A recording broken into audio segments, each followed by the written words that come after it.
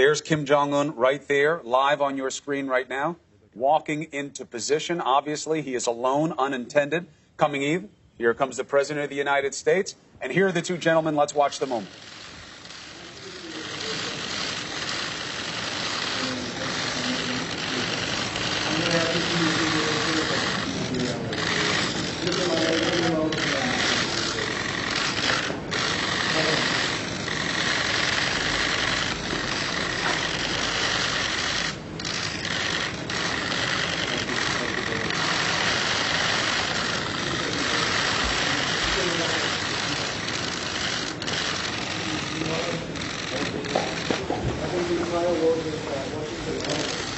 And just like that, history has been made. We have Anderson Cooper and Jim Clapper with us.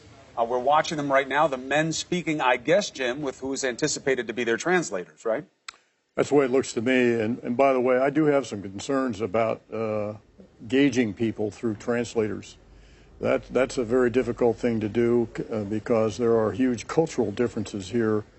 My own experience over many years of dealing with Koreans and trying to gauge the measure of a man or woman that you're dealing with through a translator, it's not the same as real estate in New York. Now, we do hear them speaking to each other. Do we know if Kim Jong-un speaks any English? I'm assuming President Trump isn't speaking Korean. Yes, I don't know if he speaks English or not. He may understand some, from his experience at schooling in Switzerland. A little surprised at the apparent warmth in the body language there. You know, not just a handshake, but an arm, held and a hand on his back. Culturally, is that something that Kim is used to? What does that say to you? Well, probably not. Not too many people in North Korea do that, but the occasion called for it, I thought. And so that's, brief body language there, that's a good sign. Anderson, to you. Chris, here with Christian Amanpour, also Ambassador Yoon and Jim Sciutto as well. For all the waiting, it was quick, but fascinating to see. It was quick. It was really fascinating, and there was body language. I mean, you saw the arms outstretched. Obviously, President Trump didn't smile. That was something that, or at least not at the beginning, perhaps he did as he was walking on. But Kim Jong-un did smile quite broadly as they were walking off. And, Kim Jong-un has had the old hug and arm tug when he was with President Moon Jae-in of South Korea, and he's had his, good, thorough handshakes with President Xi of China. And I think that this is pretty amazing.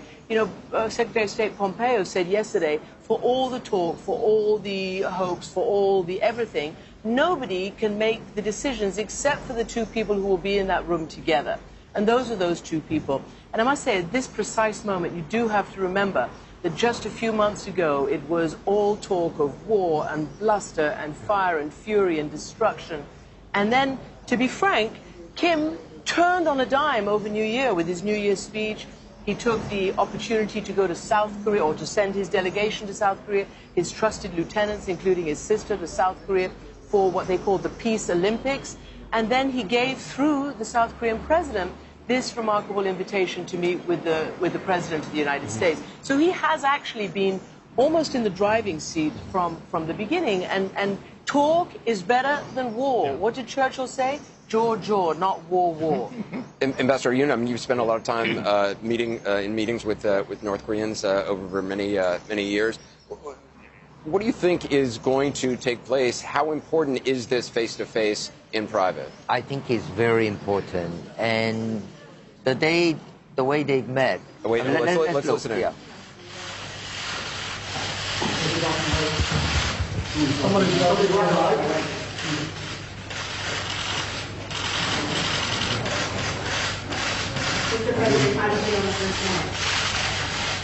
I feel really great. Yep. We're going to have a great discussion, and I think tremendous success.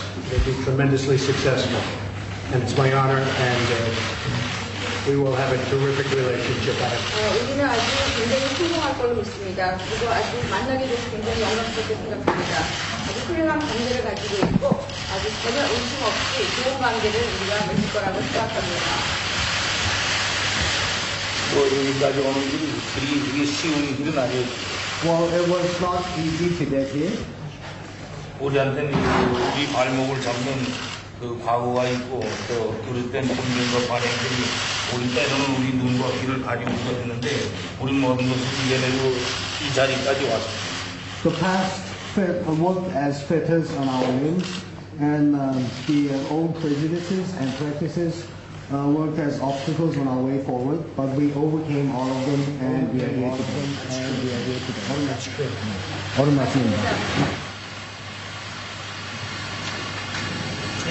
Thank you very much. Thank you. Thank you. This way. Thank you.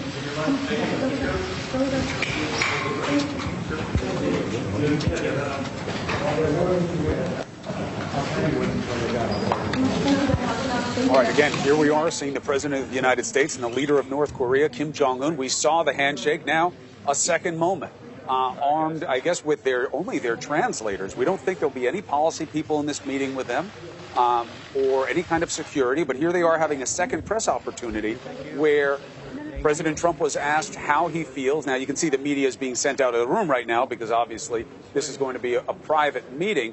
Jim Clapper, the president, says, this is an honor. We're going to have a terrific relationship going forward. Kim Jong-un responds through his translator that there were a lot of obstacles to get to this point. It was not easy to get here, but we made it through. Now we're looking at the schedule of what they're going to do today. We don't know if this meeting face-to-face with no other policy people will be just minutes or maybe even hours. What do you make of what's been said so far, and what do you anticipate as the dynamic in that room?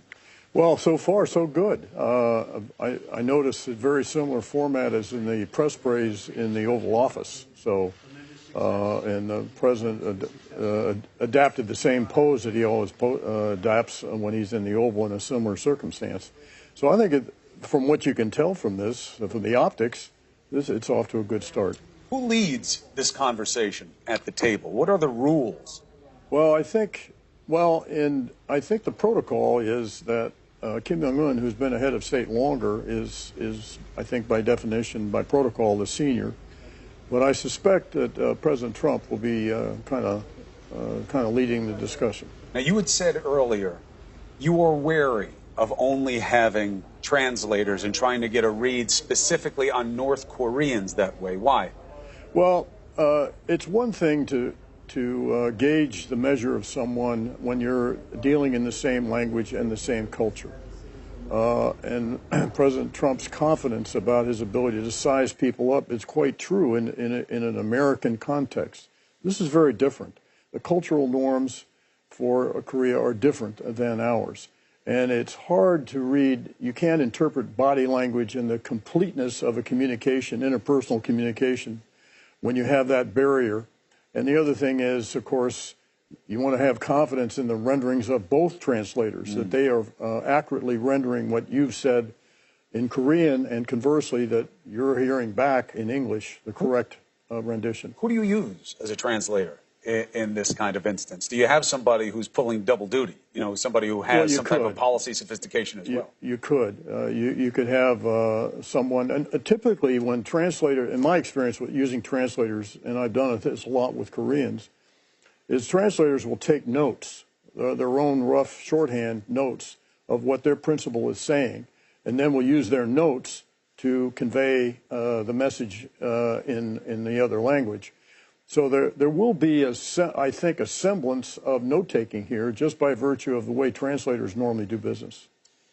Do you expect it to be brief? Do you think the two men could go an hour or more, or do you think that they'll leave the substance up to seconds and thirds? Well, I don't know. That's a good question. But whatever estimate you make, you have to double it to allow for the translation. So if you say you have an hour meeting, it's really 30 minutes of discussion. Everything's said twice. Exactly. Of course. Let me ask you something. Did you ever think you would see this moment? Absolutely not. Ever since I served as a director of intelligence of U.S. Forces Korea in the mid-'80s and followed the peninsula ever since, and when I got to go to Pyongyang in 2014, I never thought I'd see this site, and I certainly never thought I'd see the sight of Kim Jong-un and President Moon greeting each other pretty warmly at the DMZ at Panmunjom. Just a quick reminder for people, what was said here President Trump said when asked moments ago, how do you feel? He said, I feel great. This is an honor for me to be here, and we will have a terrific relationship going forward.